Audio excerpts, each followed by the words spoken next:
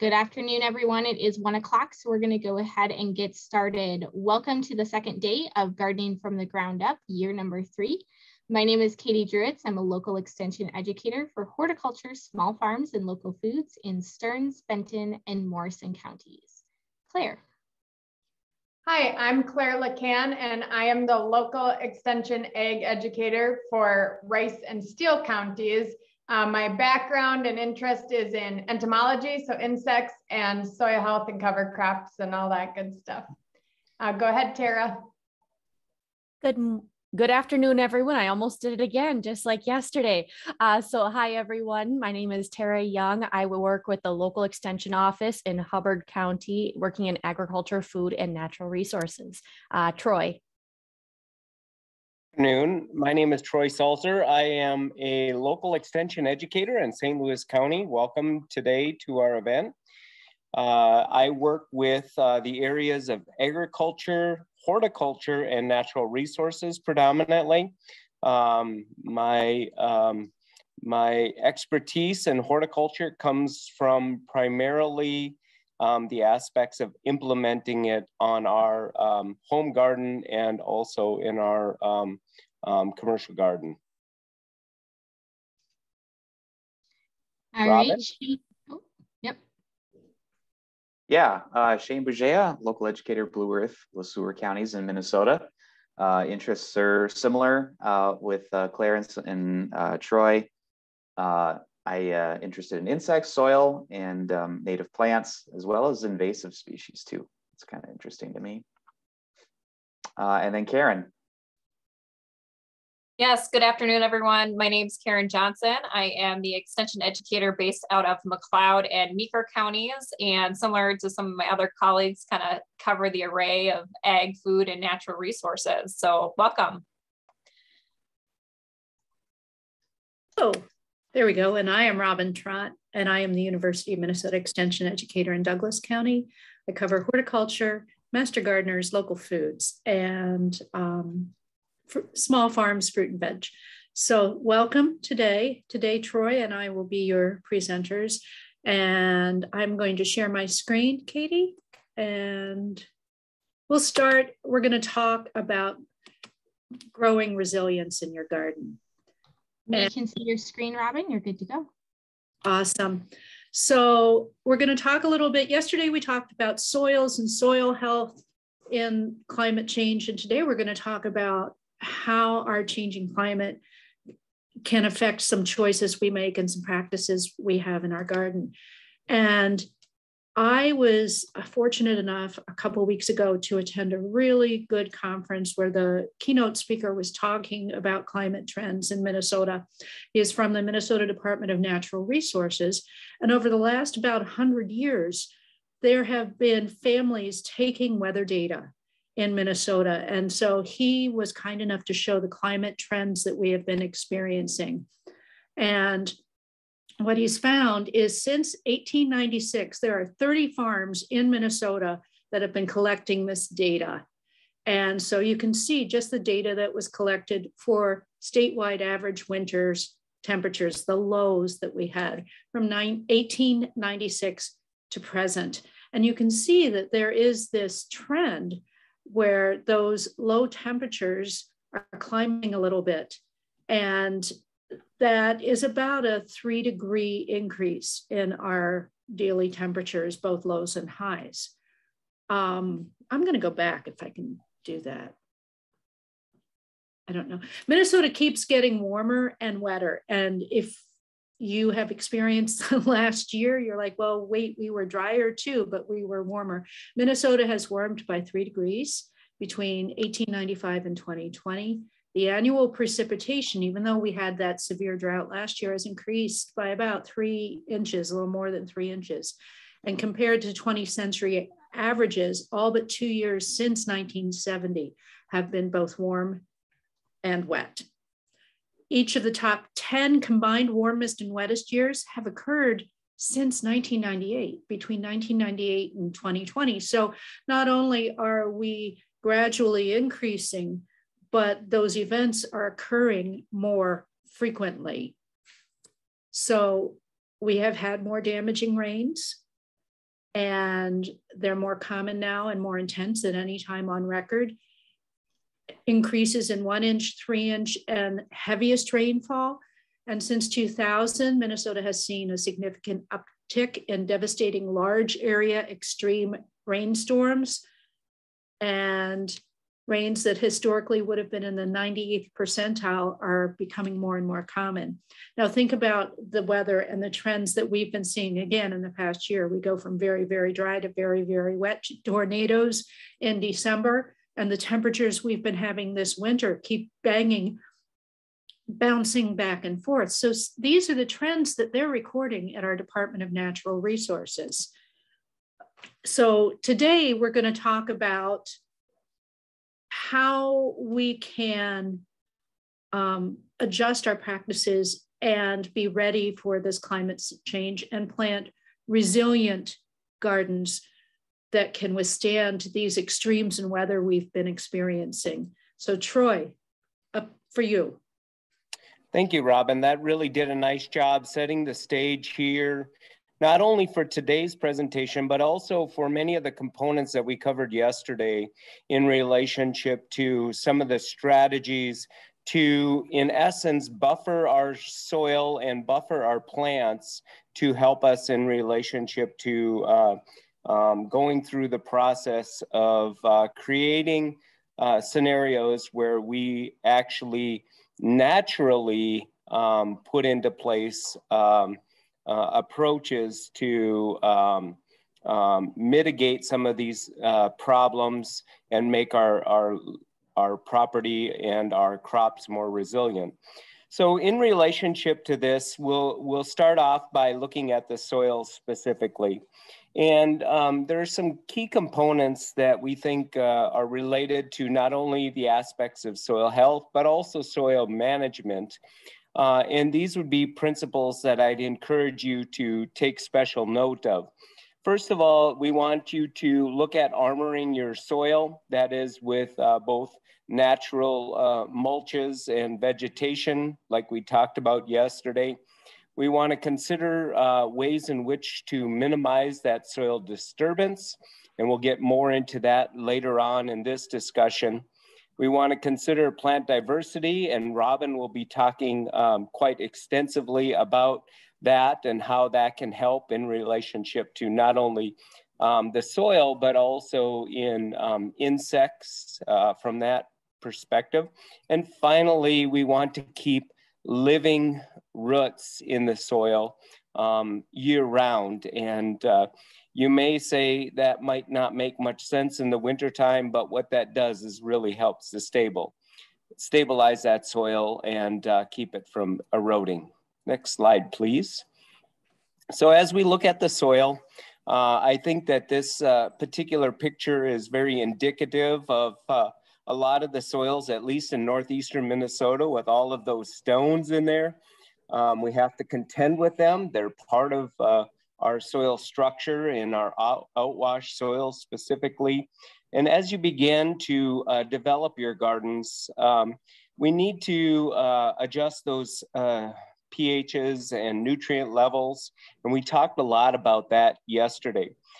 But inherently with those coarse textured soils, if you are not lucky enough to have coarse textured soils, or just the opposite, you've got really, really heavy clay soils, you can also begin to think about amending them and adding some porosity to your soil by adding things like sand or peat, things that allow that water movement more readily. Because keeping that soil open is critical, as Tara covered yesterday. And a component of that is increasing the organic matter. We want to think about slope of our gardens when selecting that site to get the water off naturally, especially during these major events like Robin discussed. And then, of course, utilizing things like cover crops to foster that soil structure development. That those crops that are growing, especially in diversity, will produce root exudates to feed the soil biology and create diversity in that biology. That biology, in essence, provides glue to help create soil particles and soil development within that soil structure so that we get better infiltration of water and moisture as we are going through that process. Now, a component of this is really quite controversial in some gardeners' point of view, and the implementation of a no-till gardening system can be a little bit daunting in relationship to understanding how to develop a good seed bed in that process. But be it assured that you can do this and create channels or zones that you actually do a small amount of tillage to create that good soil to seed contact. But by not impacting all of that soil structure, it'll actually continue to improve in relationship to water uptake and such. And then of course, the root channels, both alive and dead root channels. And what I mean by that, plants that have died and the root channel still exists, allow for, in essence, straws for the water to wick its way down into that soil profile, moving that soil much faster off the surface, reducing the amount of erosion potential. Sorry, Troy, I popped that up too soon, but no problem. We're going to talk a little bit about encouraging biodiversity in your garden. And biodiversity increases the resilience and creates an overall healthier system because all organisms keep the garden in balance to prevent any particular infestation or pest from destroying everything. And so here's a photograph of this is a raised bed garden. This is square foot gardening. So the plants are planted fairly close, but there's a diverse assortment of plants here. This happens to be a vegetable garden, but you can do this with your ornamental gardens as well. And so plant biodiversity, also called polyculture, many things growing. You have fewer issues with pests. You have improved soil life, which results in healthier soils, and you have more abundant harvests. And the reason for this is because if you remember, well, we're experiencing it now. So streets were lined with elm trees, American elms. And that was back in the 50s. That was a bulletproof, bomb-proof tree until Dutch elm disease came and it killed off all the elm trees. Well, that was a monoculture all up and down the boulevards in the United States and many in Minnesota. All of those were killed. They had to be cut down. And what did they replace them with? They replaced them with ash trees because they were bulletproof, bomb-proof trees. And now we have the emerald ash borer. So you think about that as two striking examples of why monoculture in your yard and in your garden is not a good idea, because if there is a bug, a pest, a disease that comes about, you're going to have everything impacted in your garden instead of that one thing. So this is kind of a cool map or diagram of polyculture. So you're going to, and again, this is a lot of it is food garden, but it shows perennial vegetables and annual vegetables mixed and herbs and forestry, trees, shrubs, all of this around so that you don't have any one area that has all the same plants that might be impacted by disease. This is a really great thing, especially if you have a garden, a small garden, a city lot. If you plant edibles among your flowers, you plant them all in the same beds. The flowers and herbs act as companion plants because they're attracting beneficial insects. They're providing homes for pollinators, which is something that we have talked about in the past. And isn't that beautiful? There's food in there, there are herbs in there, there's nasturtium all around the front. And that nasturtium is one of those natural plants that deters some insects. So will it get rid of all of them? No. Will it, if you're having problems with insects, will it will it prevent those problems? Not always, but to have this polyculture here, you can see how it's pretty. It's kind of packed. There are some things that are really tall. I see a really tall sunflower in the back there. So you don't have to do it exactly this way, but this way you can make the most use of your space, however limited it is. And then the other thing you want to think about, and the reason I pulled tomatoes up is I love heirloom tomatoes. Don't plant all the same variety of tomato. Don't plant all the same variety of a vegetable, because different varieties are going to have different disease resistance. And if you plant all the same variety and early blight hits or verticillium hits, and again, I'm talking about tomatoes here, if they are not resistant, they're all going to get sick, they're all going to die. And that's where that increased harvest comes in. If we are talking about growing your vegetable garden, if you have multiple different varieties, if you have early, middle, and late varieties, and for tomatoes again, and the reason I say this is because most Minnesotans have tomatoes in their vegetable garden.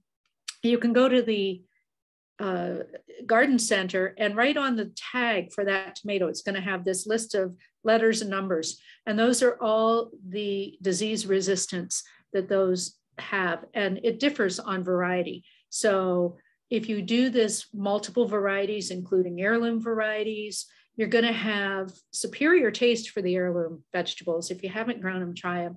And then you're going to have resilience because that garden is not going to be taken down by one pathogen or one insect.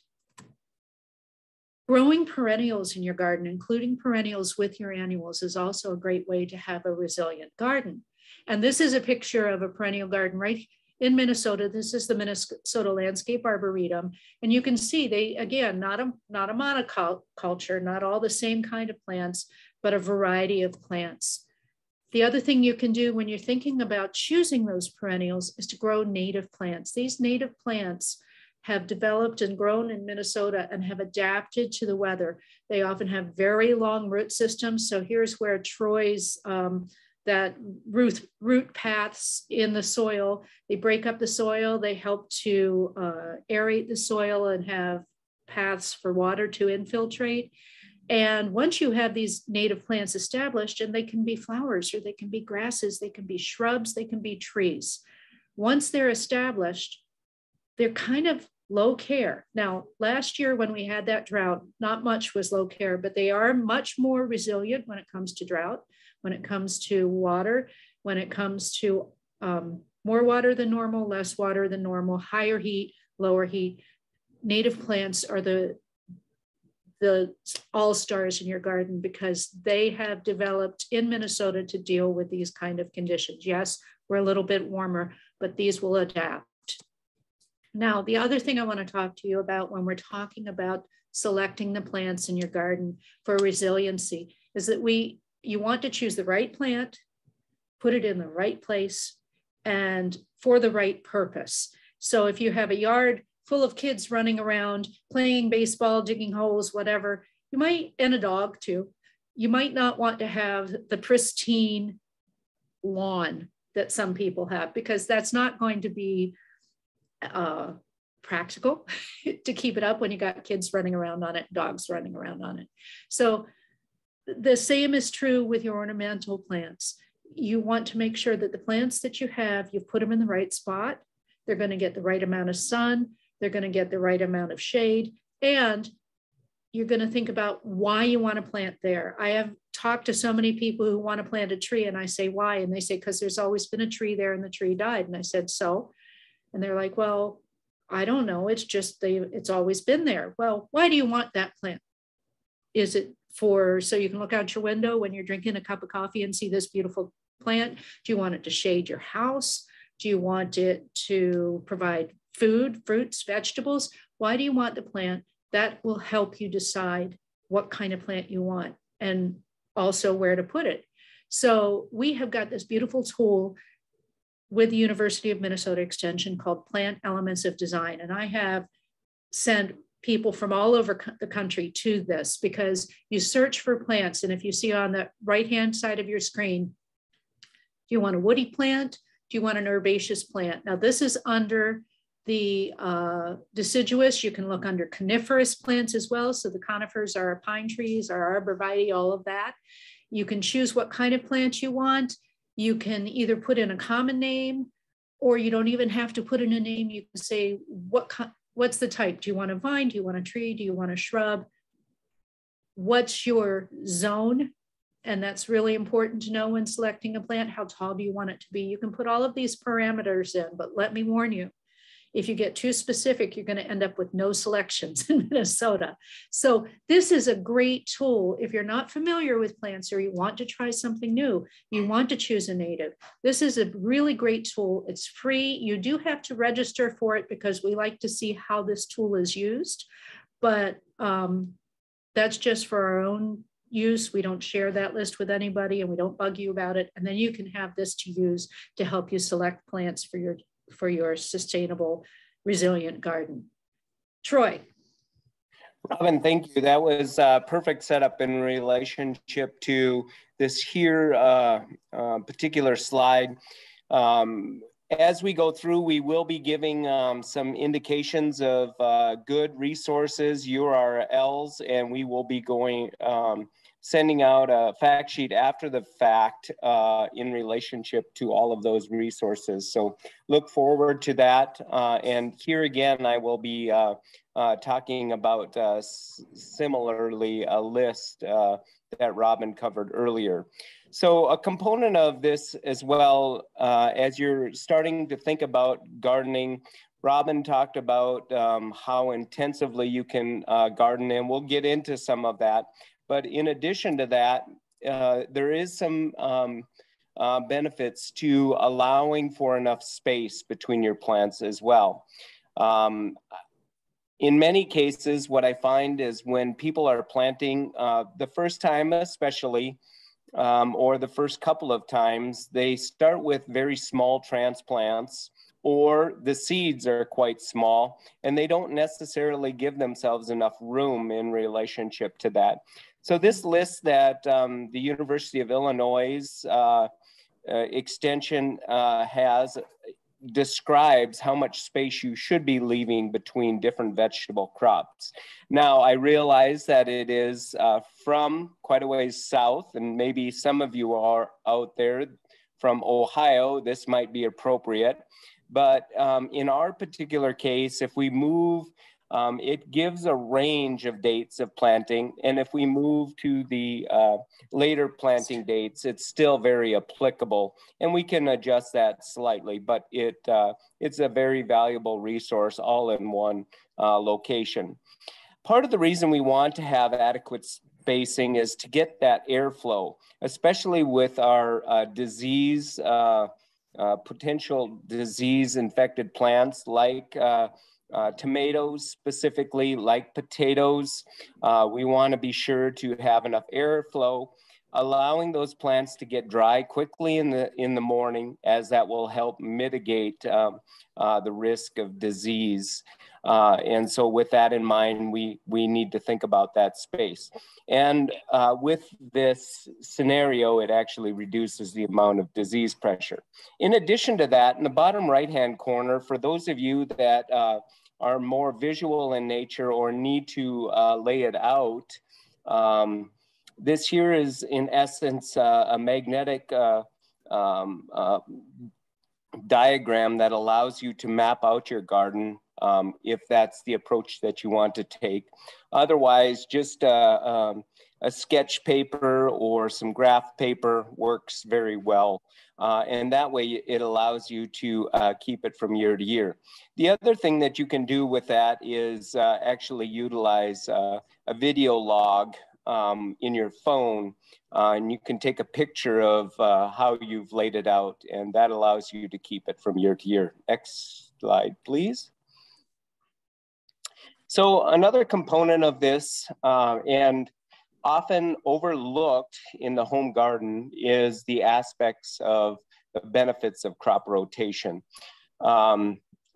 In relationship to this, if you have a large enough garden to do this, I realize that it can be a very challenging component as we look into it. But some of the things that will help you immensely is by moving where your tomatoes are located, where your potatoes, where your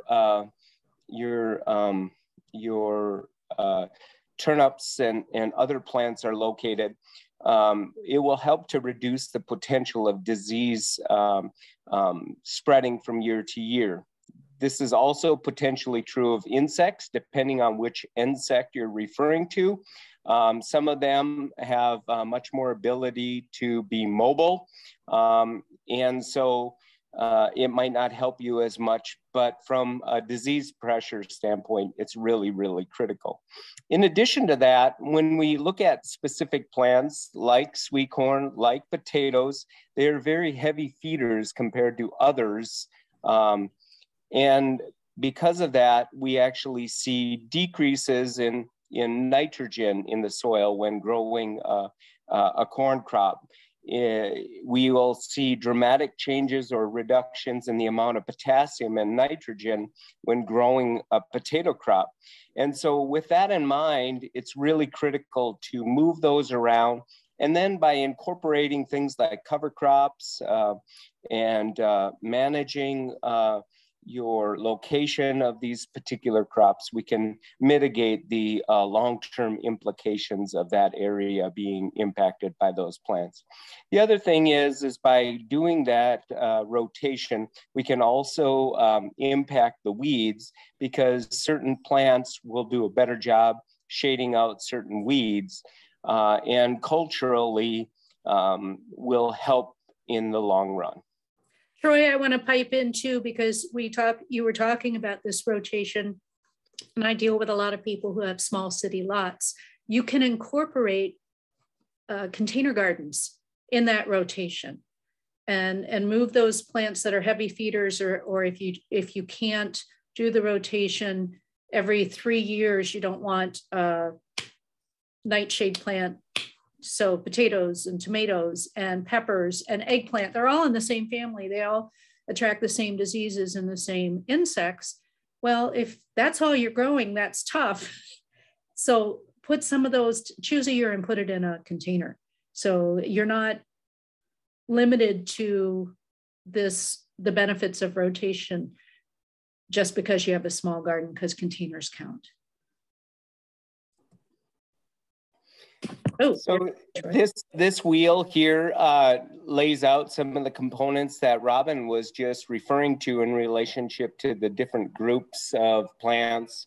And I really appreciate the thoughtfulness of this particular pinwheel from the standpoint that it breaks the species into categories that not only relate to the diseases, but also takes into consideration the aspects of, is it a nitrogen fixer in that process?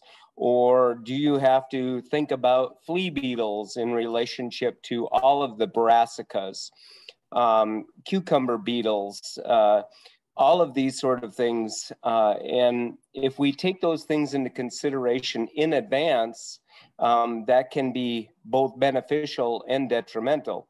And what I mean by that is, Robin had mentioned the aspects of eggplant and potatoes, and both of them being appropriate food source for Colorado potato beetle. And in our case, we actually utilize the eggplant as a sacrifice plant because they really love eggplant. And besides that, who eats eggplant anyhow? So therefore, we just sacrifice those eggplants by allowing those Colorado potato beetles to be attracted to the eggplant, and it works fantastic. Next slide, please. So it's really easy to talk about rotation, and it's much more challenging from the aspects of how to manage it.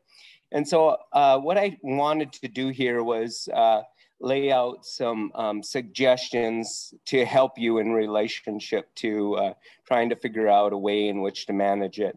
This photo here on the right, you can see that each of the raised beds are broken into 4 quadrants. I think that's very clever. It allows for rotation. They're very intensively planted, as Robin had suggested earlier. But if you go ahead and number each one of those quadrants, and it would allow you to document where you planted certain species over the years from that standpoint. I had mentioned the diagram from year to year. As Robin had suggested, using pots or tubs, they also work extremely well. And then another suggestion that was found on this website, the University of Minnesota website, in regards to rotating crops in small gardens, is to actually work with a neighbor or a friend and allow the other person to maybe raise the potatoes this year, you raise the tomatoes, those sort of things, so that you can, in essence, create a rotation between the two of you from that standpoint. Next. Another component that has really been intriguing to me, and I've spent a lot of time thinking and researching this, is garden orientation. If you look in the research data, at least in this part of the world, in relationship to being the Northern Hemisphere, the data is not clear in relationship to, is it best to have an east-west orientation or a north-south orientation? You can go both ways in regards to that. The data is not clear. And so with that in mind, with these changing climatic conditions, my thought processes are maybe there are components to think about in relationship to even within the state of Minnesota, being on the Iowa border versus up by my location in Duluth, to look at ways in which to take advantage of our area to allow you to grow certain crops more effectively than others at times of the year when it's not typically conducive to growing it. So some of the things that I think about would be some of the short season versus long season plants, you know, radishes versus corn or russet potatoes, maybe considering things like warm season peppers, colored peppers specifically, versus cool like lettuces. And then also, as you're thinking through this process, consider the heights of those relative, the relative heights of those particular species, what their growth patterns are, how much heat is required to grow those. And then another component that I spent a lot of time thinking about is, can you take advantage of the shading impact of a tall plant such as corn or pole beans or other trellised type of materials to actually maintain the moisture in that particular area. Now, in this diagram in the upper right-hand corner, it would be very typical of our region of the state, having the taller plants towards the back with the sun giving them the most exposure across the entire bed. But as we move to the next slide, we can think about even things like trees providing shadow for things like beets, like lettuce. And, you know, lettuce is something that we all tend to consume a lot of, spinach. And one of my CSA gardeners really does a fantastic job in a semi-wooded area with enough sunlight to grow those leafy vegetables, but it gives them the ability to grow them much deeper into the summer, July, August, whereas most people at that time during the year will end up with bitter lettuce that is not edible by rabbits practically. And so with that in mind, being very strategic in your placement really allows you to do some things in that hotter season just by providing it shade. Next slide, please. So some of the things I think about, and I know we're throwing lots and lots of ideas and concepts at you today, and you by no means could ever implement them all, but take these things into consideration. Planting in the climate areas, taller plants on the west or north side of your garden versus the shorter plants on the east and south. In warmer climate areas, perhaps planting on the tall plants on the east and south versus the short plants on the west or north side. Plant cool seasons and layers, such as lettuce and spinach. And what I mean by that is if you are doing some trellising or that sort of stuff, you can actually plant those right under the trellis and allow the pole beans to grow up over top of them to provide that shade during the hotter part of the season. Here's an example of those pole beans. You could plant the spinach or lettuce down the middle, and that will help in shading that. Trellising really does help you keep your plants up off of the ground, improves the quality of that fruit throughout the entire season. It improves your space efficiency, allowing for you to grow vertically as compared to horizontally, increasing the actual production dramatically from that standpoint. It helps with disease control, once again, allowing for that airflow to move through those plants, drying them off earlier in the morning, and also keeping the disease spores off, because generally they are inoculated from splash from the soil bed up onto the plants. Next slide. Another option is layering. This is very similar to planting under the trellis. In this particular example here on the right, you see pole beans on the right and tomatoes on the left. And in essence, you've basically got a bed that goes down the middle. This is very similar to how our Native Americans here use a technique called the Three Sisters, planting corn, squash, and potatoes. Beans, they ripen and produce at that fall season.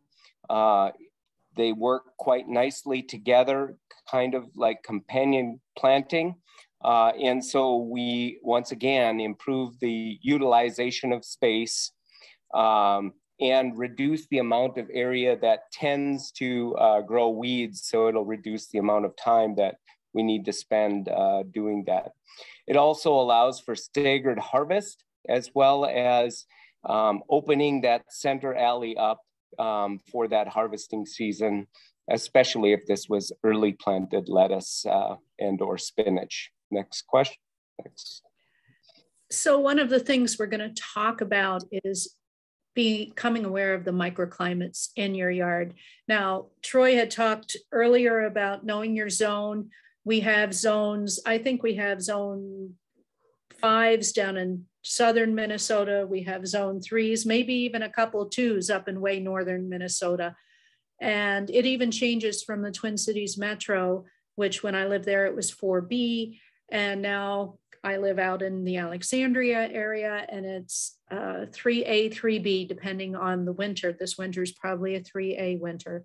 So the smaller the number, the lower the letter of the alphabet, the colder it is, the shorter number of days you have to grow and the colder it gets. But in your own yard, you might have a microclimate and it can be caused by buildings or fences, ponds, patios. So a microclimate in your yard, we're going to think about moisture and shade. So it's going to be slightly different from your zone predictions. It might be a little colder than your zone predictions. It might be a little warmer. And if you get to know your microclimate, you can build resiliency in your garden by placing those plants strategically that needed a little bit warmer or needed a little bit cooler. And that's kind of what Troy was getting at as well. So we're just going to take a look at the two factors of moisture and shade to see how we can make that microclimate work for you in your garden.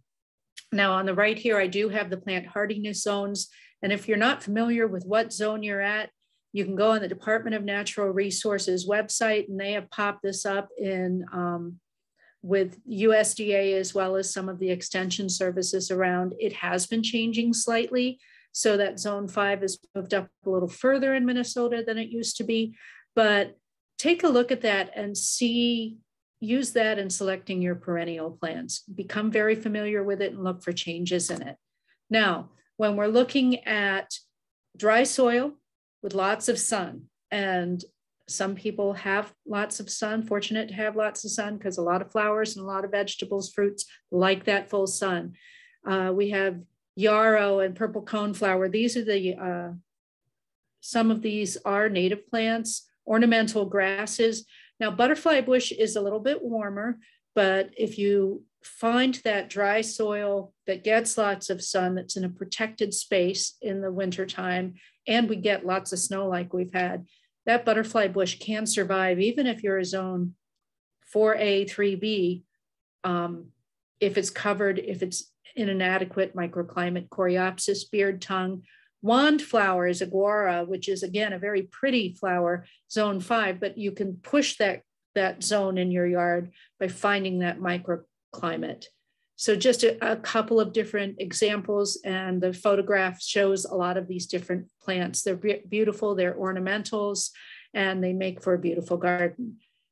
And if you have dry soil and shade, that's a little bit different. And that can be as much as a large overhang in your house. It's dry because you're not getting any direct rain to it. It's protected from all that water, and it's shady. And I had this on the north side of my house. When I lived in the Twin Cities Metro, it was hard to get anything to grow there. Now, when we're talking about shade to full sun, we're talking about 4 hours of sun a day is shade. So you can get some sun, dappled sunlight helps. Part sun is that 4 to 6, and full sun is more than 6 hours of sun a day. Now, what I'm going to also bring in here is in the middle of the summer, we have very, very long days. So even if your garden only gets sun in the morning, it can get sun for 6 to 8 hours in the morning because the sun gets up really early. Microclimates can be caused by tree canopies, like I said, by the eaves or overhangs of a house, competition from other plants for light and soil. So if you have a plant, if you have a whole lot of plants in the area, they're competing for the moisture in the soil. If you have very tall plants, they're providing that shade. Building foundation structures that block rainfall, all of this. Get to know your garden, get to know the microclimates, because that will help you to select the plants that are appropriate for those areas. Now, if you have moist soil with lots of sun, perfect place for a rain garden. Rain gardens are really wonderful. They're not a pond. That's, some people think that a rain garden is a pond. No, it's a place that gets actually perhaps the runoff from your sidewalks, from your driveway goes that direction. So get to know that in your yard, get to know what the flow of the water is, get familiar with how much water fills in there. We all know what the mucky spots of our garden are. You jump over them after rain, even if you're not really aware you do, because you're so familiar with that spot in your garden. That might be a place to put that rain garden. Now, a rain garden, like I said, it's not mucky, it's not a swamp, it shouldn't retain water all the time, it's not a pond, but it removes the pollutants. It's a natural filter. It's often has native plants in there. It can have a variety of plants. It can have shrubs in there. There are even trees you can put in a rain garden. You want to have plants that like wet feet. And that means they don't mind if their roots stay wet for a little bit longer. They remove pollutants from the water. They prevent erosion by holding the soil in, because the plants in a rain garden typically have very deep roots. They attract your natives, your birds, your butterflies, your native pollinators.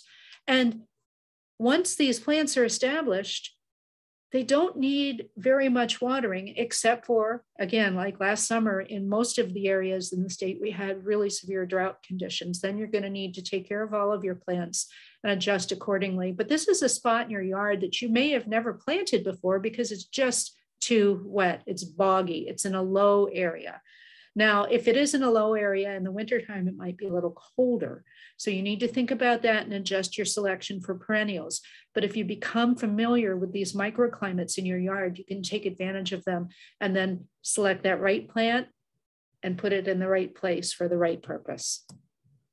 Perennials that like damp shade include bee balm, cardinal flower, that's a lobelia, it's really beautiful.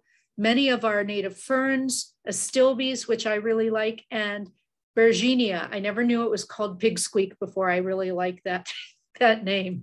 So this is just, yes, a very, very short list. There are so many more. And so what I'm going to tell you about, we'll put it in our resources, is that, Troy, help me remember the name, 40 plants for 30 tough places. Are you familiar with that extension book? Yes, correct. Yep. And that book, even though it's maybe 10, 15 years old, really has a lot of really good information about perennial plants you can choose for tough spots. And it'll include things like moist soil with shade and dry soil with shade, things that are deer resistant and animal resistant. So we will put that in our resource folder. Here you go, Troy, water management. Thank you, Robin. In many of the cases, Robin was trying to encourage you to think about perennial options for and annual options for particular microclimates. Now, in relationship to some of your vegetable gardening, if you so desire, we don't have quite as much flexibility in relationship to that. Yesterday, we talked a lot about mulching and both wood potentially, as well as straw and other options. But in addition to that, we also can think about the aspects of environmentally managing your water through different means. Now, as we talked about and will state again and again in these sessions, we are looking for approximately 1 inch of total rain per week. And what I did here is I actually broke that down into 0.6 gallons per square foot. And you'll see soon why that is important. But all you need to do is measure your length versus your width of your garden and multiply those out, and that'll give you square feet. And that's how you can go ahead and multiply it by that 0.6 gallons per square foot per week. And we'll give you an indication. Now that will require you to look at and maintain a log of the amount of natural rainfall you will get, and you'll want to take and subtract that off of your 1 inch need per week. I often recommend that you tend to do this once per week with your supplementation. And the reason you want to do that is so that we, in essence, inherently create a deeper and a broader root system within your garden. That is true of lawns and other plants, like even trees. When we water them, we want to water them long and hard and on a regular basis, but spread that frequency out at least approximately a week from event to event. By doing this, what you're doing is you're causing the roots to go down into the soil, and by them going down, you're creating more structure for that plant so that it's less prone to blow over. And also it expands the area of soil which those plants will be pulling the nutrients from. And that is very critical in relationship to the long-term health of that plant. So remember, once per week, long and hard, instead of short splashes of water. Trickle irrigation is fantastic. It's much more efficient because we're not experiencing the evaporative losses that occur. You can place this under your mulch. You can place it over the mulch along the rows Or in the case of perennials, you can use a soaker hose winding through the vegetation. And it allows you to put that in once and utilize it throughout the season. One thing to be aware of is sometimes you end up with problems with rodents, rabbits, mice. They tend to chew holes in it.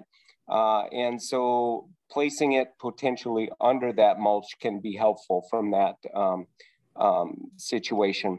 The other thing is that that trickle allows the plant to get water without getting sprayed, and it keeps that plant dry. And once again, that'll help reduce the amount of disease potential. Another option is the overhead. It's much more common. Timing is extremely critical. You want to do that approximately an hour to an hour and a half before sunrise. That way, once the sun comes up, you begin that dry down process. It's cheap, and here again, we will include a URL that will help you define some of these best management practices for watering your vegetable garden. Go ahead. Okay. There we go. Perfect. So a couple of things that I encourage you to think about. On the right, we have what is called a conductivity meter. That is a good place to start in relationship to managing the moisture in your soil. Understand that it is variable from soil type to soil type. So you'll have to use other techniques to kind of, in essence, calibrate that unit. It's also very critical to look at different depths. So don't just place it in the garden and leave it at that depth, because that's maybe not as indicative as you'd like to be. Some of our plants are shallow rooted, like onions. Others are much deeper rooted, like things like potatoes and things like that. So I encourage you to utilize that. They're about $15 a piece, something like that. And they can be pretty good at giving you a pretty good indication of where that moisture is. Another item that I've seen folks utilize in their gardens is just a simple water meter. If we know how many gallons we should be putting on per week, we can go ahead and utilize that. It's digital, once again, somewhere in the neighborhood of $30 to $40, hooks right in line and monitors the amount of water going through the hose out to the garden from that standpoint. In addition to that, there's a very sophisticated process where you take your finger and you probe it into the soil and feel the moisture, how much residue is left on your finger. The more residue generally is the more moist that soil is. Most folks utilize this with their house plants, and that same process can be implemented in your both your perennial beds as well as your vegetable beds. In addition to that, you can also take soil, and especially our finer textured soils, our silts, our clays, you can actually ball it. And depending on how it breaks up is also a good indicator of the moisture in that soil.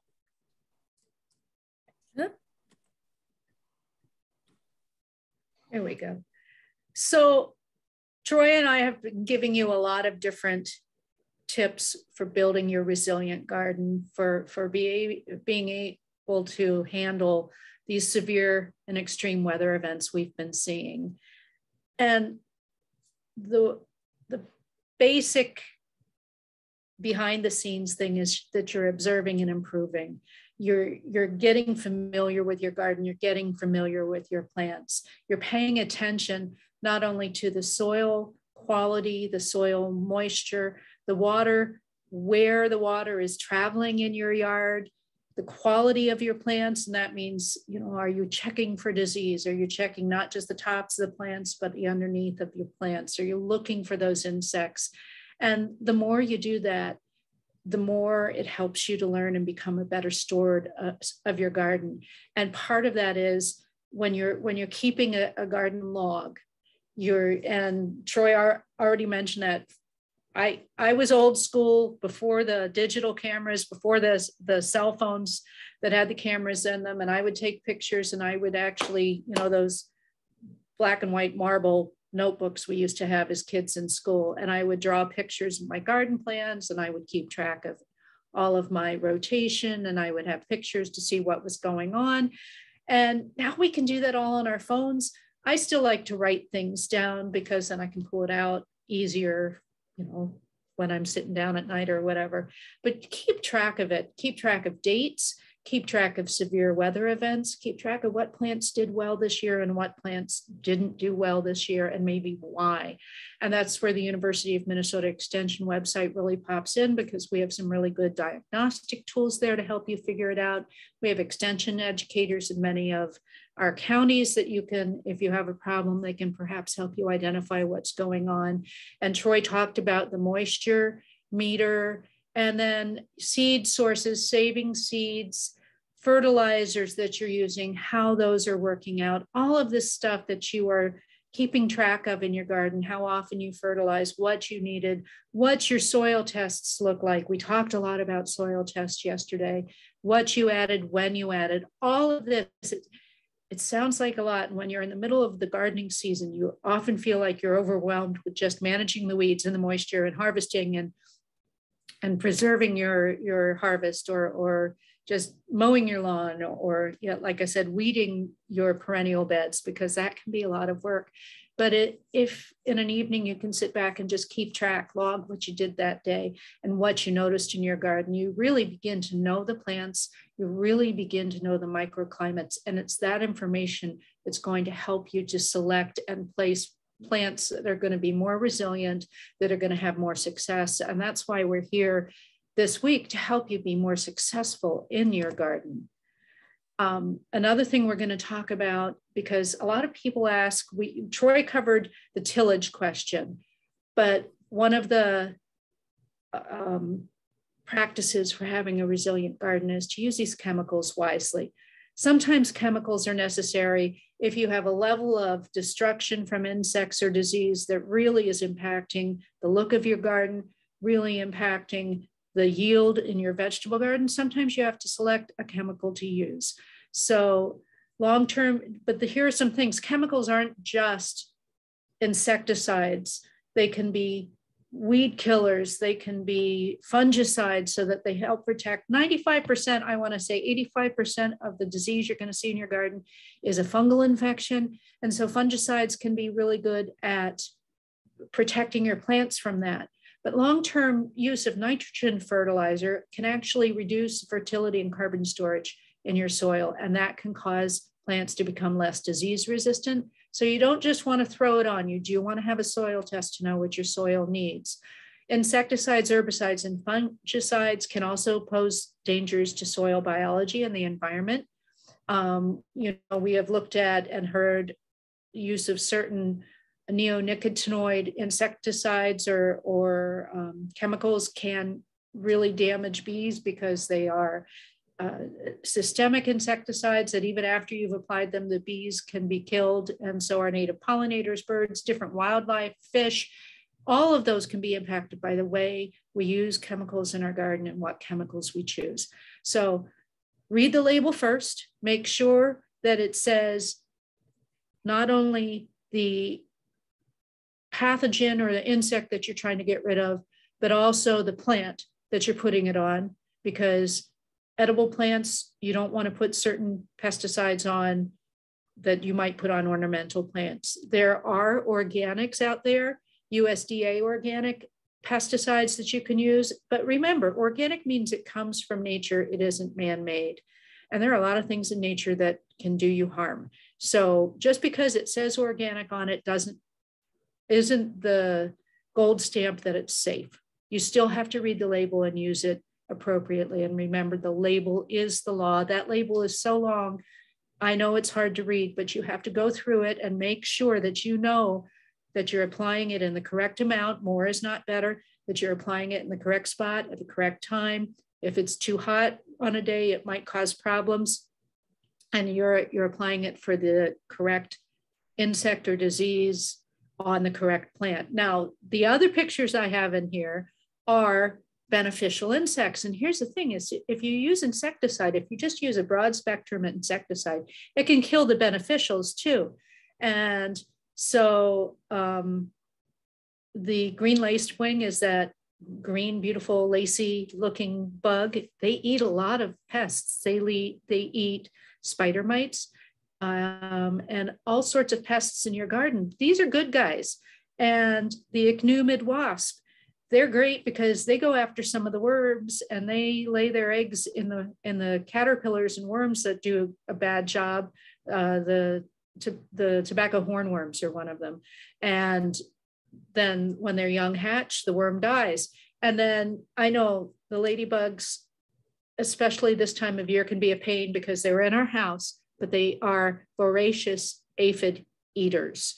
And that's why those Asian lady beetles were brought in to eat the soybean aphids, or originally they were brought in the country in California to eat almond aphids in the almond orchards. And they just kind of move this way and they really do a good job with the soybean aphids until those soybeans are harvested, and then they come and live on the side of our house. But you want to know what your bugs are. You want to know if they're good bugs or bad bugs. And you really want to encourage plants and use the chemicals less frequently so that you encourage the growth and the presence of these good guys. So Troy, here's your list.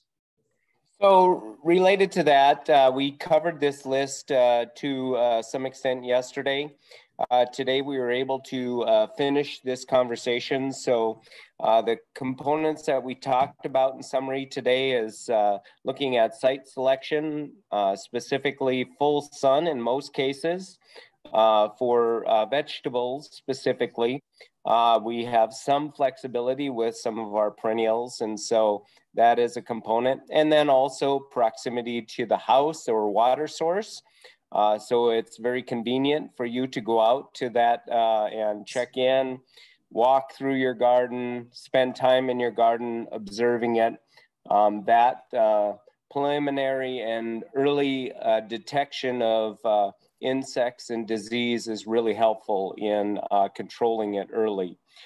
Promote soil drainage, as we talked earlier. Develop healthy soil. Another component, the orientation of our garden to best capture and protect itself from environmental intensive events. Water wisely.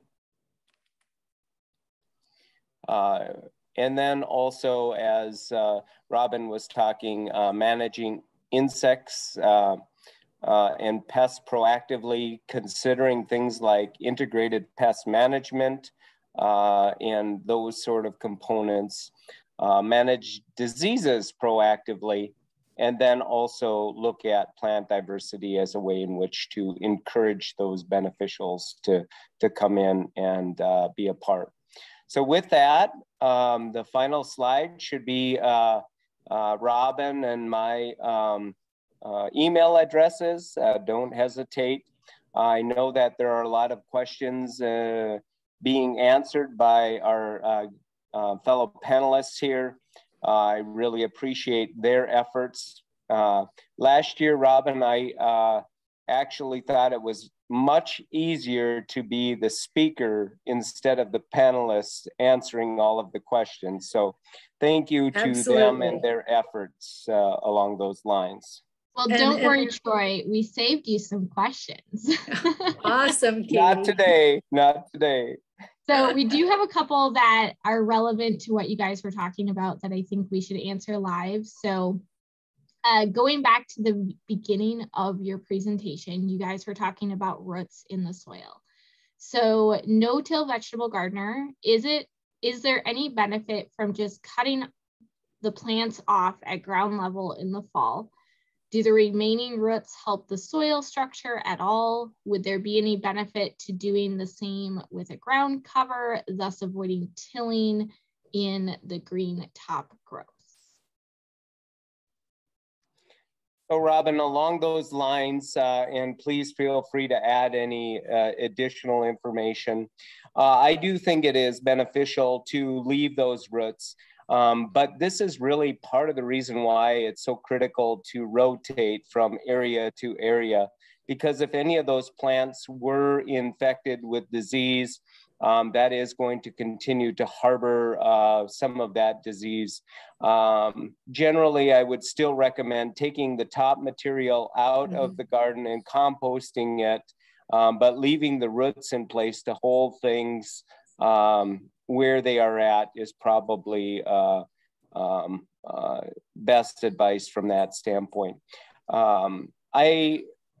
I realize that certain plants like carrots, you're eating the root, you're eating rutabaga, you're eating the turnips as well as the potatoes. And in those cases, you're going to have to do some disturbance of the soil in that process. But that's also part of the reason why you want to do a good job rotating your crops. Any other thoughts, Robin? No, I think you've really hit it spot on, Troy, that, you know, on those winters where we haven't had a lot of snow cover and we've had a lot of wind. Now I live just on the east side of the prairie. The prairie is to my west and we get a lot of wind. And when you have those roots in the soil, even if it's the big root of a, we do a lot of sunflowers, and sunflowers have shallow roots, but they're really big. Well, if you leave them in the soil, they will break down. And then in the spring, you can pull out anything that hasn't decomposed, and it will just keep that soil in place when those wind events happen in the winter when there is not a lot of snow on the ground. And that's really important. We don't want our topsoil to blow in the wind. All right, Katie, so there was another comment in relationship to the broad fork there. Yep. That I saw come through. I would highly consider that broad fork, especially in cases where we have really heavy soils that are very dense. That broad fork would also give you a chance to add any soil amendments. If you wanted to add compost to that soil, that's probably your best way to actually get some of those products down into that soil as well. So yeah, that is a really good minimum till sort of approach to making that happen. Right. Low till, you can till, but you don't want to till deeply every year because you're going to disrupt the soil biology. So one of my favorite, I'm just going to share this, one of my favorite tools in my garden is my wheel hoe. And it's you push it, it's like a big bicycle wheel on the front, and it's got all sorts of little implements on the back, and it just shallowly digs up things. It can do a little deeper, but it never gets more than like 2 to 3 inches into the soil. So if you need trenches for beans, if you need to loosen up the soil a little bit on top, it does minimal damage. And it's all people powered. So you're not putting petroleum, you're not using petroleum products while using it. Getting a lot of good exercise, don't need to go to the spa for the day. All right, so a couple more questions here. What distance away from previous year's position should plants be moved or rotated? This person has a 10 by 10 garden, wondering if that is really going to allow for crop rotation benefits.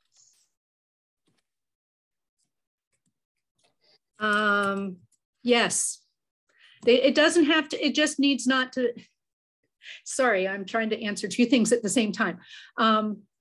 So long as the roots and the plants aren't in identical soil, it can be 2 feet away, you know, and that's kind of like one of the things I did when I had a smaller suburban garden was I did square foot gardening. That's Mel Bartholomew. He did this way back when. There are books about it. And it is just a matter of moving it to a different space so the soil that plant is growing into isn't the exact same soil it was growing into before.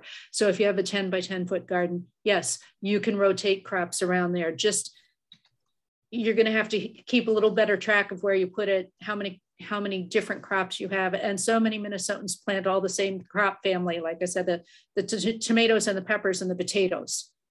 And Troy plants the eggplants over there to attract the bugs, the bad bugs. So, you know, it's hard when you're planting all in the same plant family. And that's where you start bringing in those containers.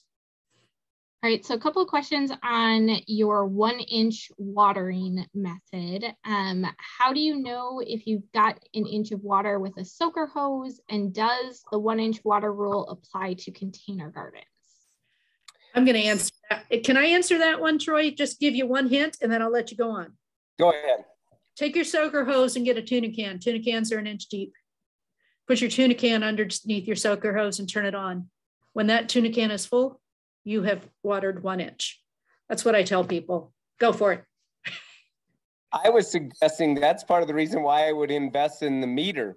As you put that meter out there, it allows you, because I was pondering that same thing and the idea came to my mind. So that is what, both good options in relationship to that. I appreciate that. And for container gardens, not necessarily, because it depends what container, what the material your container is made out of. If it's a porous container, like a terracotta pot, a wood container, they can dry out in the wind, so they need to be watered more than that inch. If it's really, really hot, windy weather, even if it's a plastic pot, it can dry out a lot faster than the ground can. And if it's a pot that's made out of some sort of metal, especially like a shiny metal, it can heat up and heat up that root system. So containers aren't necessarily following that 1 inch of water. You've got to pay attention to those containers, and that's where you stick your finger in up to your second knuckle. And if your fingertip feels moisture, you're good. If it's dry, you're bad. Water it. And when in doubt, those containers, make sure that they have good drainage in the bottom. You need holes in the bottom.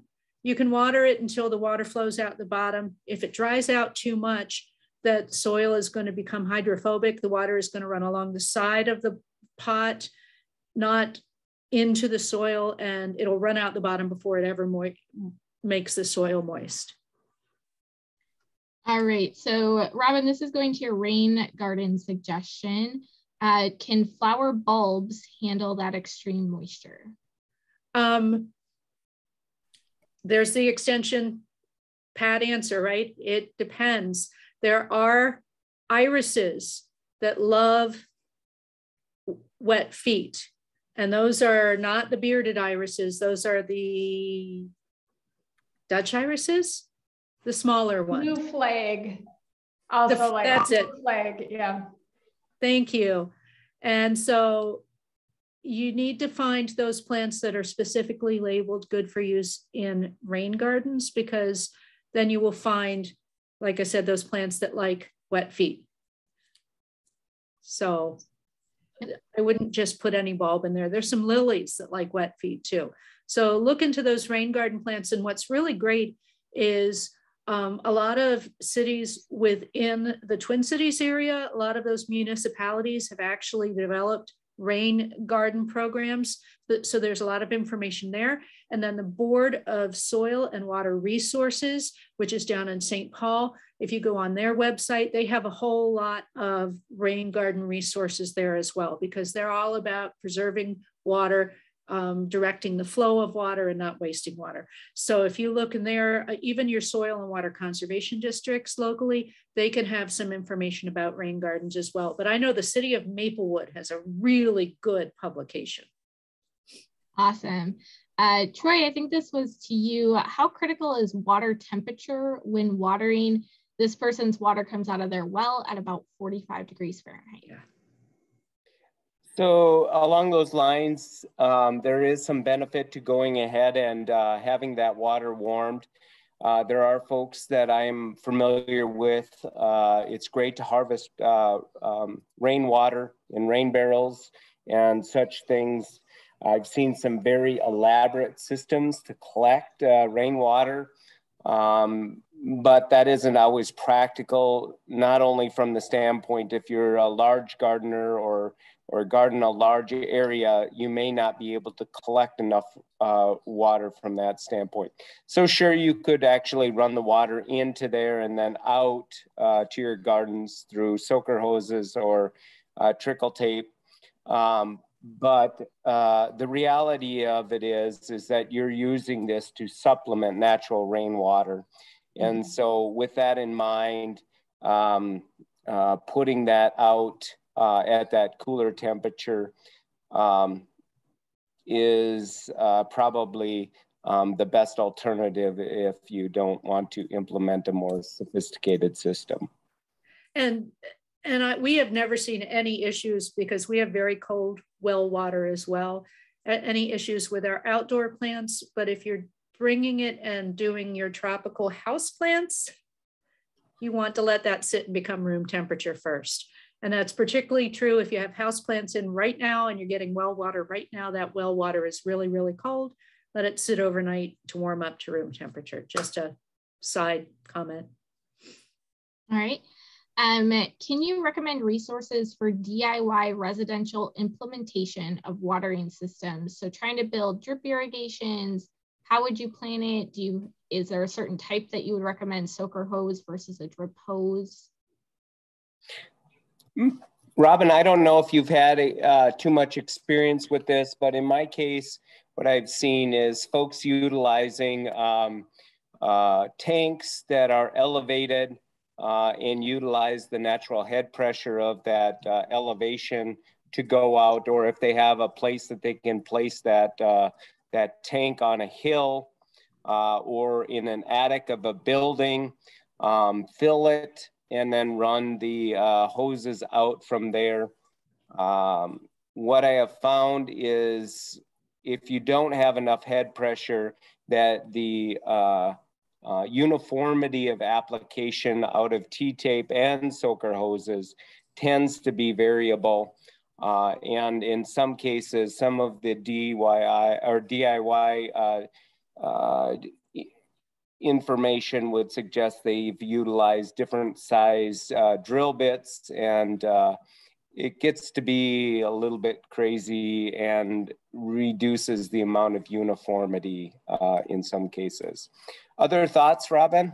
So I just put a link in the chat. It's from Oregon State, and it's a beginner's guide to drip irrigation. And the one thing I want to, because we use drip tape, which is the flat drip irrigation with holes every 4, 6, 8, 12 inches. You can order it that way. I would find a supplier that you really trust. And we have one in West Central Minnesota that I really like.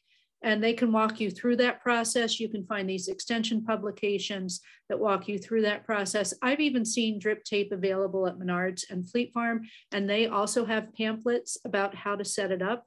The thing with drip tape and with soaker hoses, for me, I have very hard water, very alkaline water, a lot of minerals in my water. Soaker hoses don't work for me because they really fill up with those minerals. And so the drip irrigation, the drip tape with the lay flat tape that has the holes, that does a little bit better of a job. But Troy, you're spot on about using drip irrigation and your water pressure. You don't want it too high because it'll blow out all your fittings, and you don't want it too low or you're not going to get water at the end of your drip irrigation. So I would suggest, I saw somebody pop up and say they use Rainbird. Rainbird is a reliable national company. There are plenty of them out there. So I would take a look and see what's out there, what's local for you. Find somebody who has used this drip or this trickle irrigation, and go from there. There are a lot of resources out there, including, like I said, that Oregon State one I put in the chat, that will just walk you through what a drip irrigation system looks like. All right, so we have one more water concern. What about watering with city water? Any concerns, especially with container gardens? So long as it doesn't go through your water softener. The problem with city water is it's often treated. It's got chlorine in it, it's got fluoride in it, it's got things like that that can be detrimental to your plants, and they will let you know if they don't like it.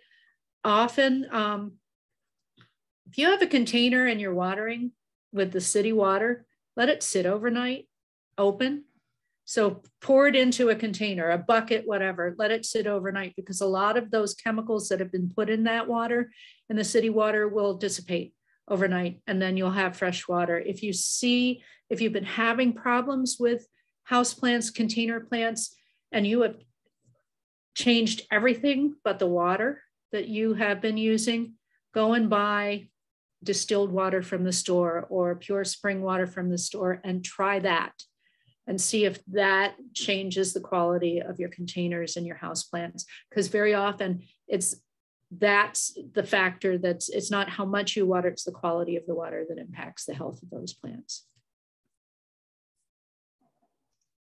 All right, we have caught up with Q&A. So thank you everyone so much for getting in and asking questions. We really appreciate that. We do have a small change for this week's schedule. Tomorrow, Claire and Shane will be talking about application-free insect identification. Really, really looking forward to hearing their ideas on that. I know I need to get better at it personally. And then on Friday, Karen and myself will be talking about how not to kill our trees and a lot of things that we as extension educators see over the years. So we really appreciate you all being here today. Again, all resources and recordings will be shared after the conclusion of the series. We'll see you tomorrow. Thanks, everyone.